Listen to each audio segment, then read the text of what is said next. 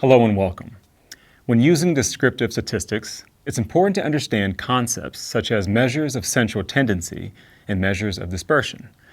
Descriptive statistics are summary measures that describe, show, or summarize the characteristics of data in a meaningful way.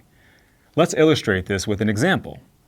If someone asked us to describe each of these people, we'd likely talk about things such as their height, eye color, hairstyle, dress, and so on. When we're describing someone's appearance, we're actually using a form of descriptive statistics that helps us describe our data. When using descriptive data, we focus on two characteristics, measures of central tendency and measures of dispersion. Let's start by exploring the different measures of central tendency. The first measure of central tendency is the mean, which is the arithmetic balance point or average of a distribution. Calculating the mean is straightforward. Here we see a data set consisting of 9 numbers: 3, 2, 6, 6, 8, 10, 6, 1, and 4. To calculate the mean, we first add the numbers, which in our example equals 46. Then divide this figure by the total number of data points, which, in our case, is 9. So when we divide 46 by 9, we learn that the mean, or the average, is 5.1. We use the mean to describe the central tendency when our data are normally distributed. We can usually tell when our data are normally distributed by looking at it in a graph known as a histogram. There are other statistical tests that we can run to determine whether our data are normal or not. The second measure of central tendency is the median, which is the midpoint of a data set. Let's use the same data set to learn how to calculate the median. The first thing that we do is arrange the numbers in ascending order, or smallest to largest. We then locate the midpoint of the data set, which in our example is 6, since it lands in the middle of the data set. If the midpoint of our data set had been an even number, we would simply have averaged the two middle figures in order to arrive at the median. We'll use the median to describe the central tendency when our data are not normally distributed. For example, in this histogram, we can see that the data are skewed to the left. As such, the mean may not be reliable. We often see the median used within the real estate industry to describe home prices, since most neighborhoods have a few extremely expensive homes that would drive up the average home price. Therefore, using the median, which isn't affected by a few outlier data points, makes the most sense. The last measure of central tendency is the mode, which is the most frequently occurring value in a list. The mode is useful when dealing with attribute data. Let's return to our data set to learn how to determine the mode.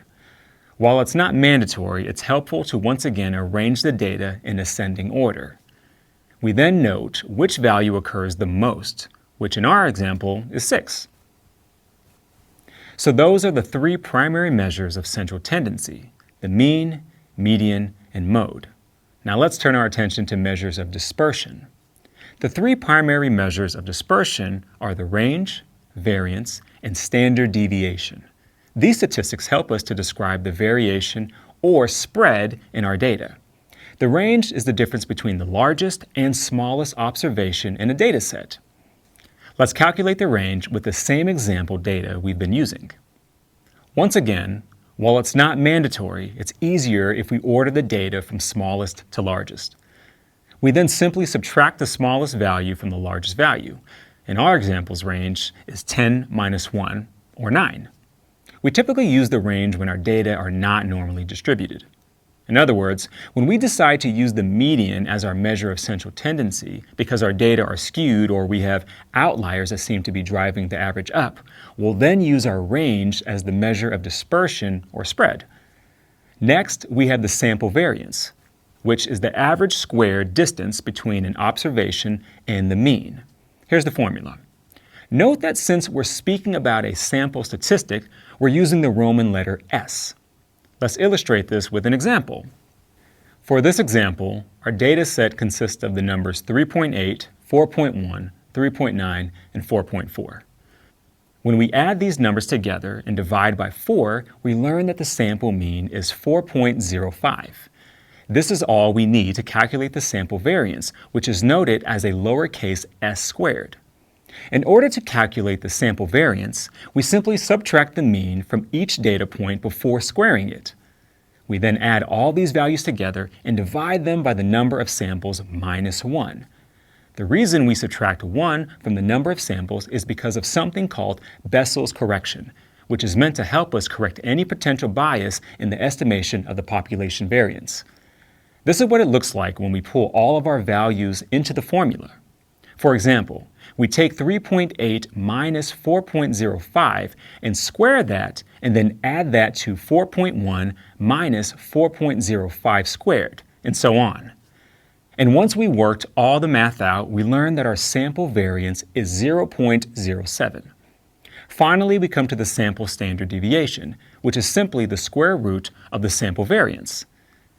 S, when we take the square root of 0.07, we learn that our sample standard deviation is 0.265.